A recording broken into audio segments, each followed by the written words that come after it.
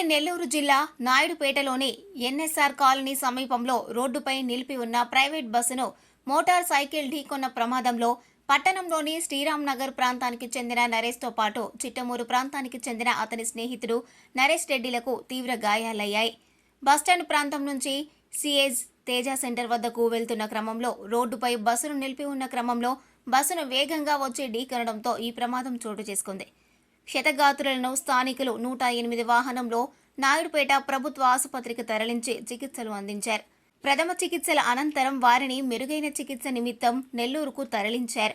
ఇదిలా ఉండగా పట్టణంలోని ఎన్ఎస్ఆర్ కాలనీ ప్రాంతంలో ప్రతినిత్యం రహదారిపై పరిశ్రమలకు సంబంధించిన బస్సులు, ఇతర ప్రైవేట్ బస్సులను పదుల సంఖ్యలో పార్కింగ్ చేయడంతో తరచూ ఈ ప్రమాదాలు చోటు చేసుకుంటున్నాయి.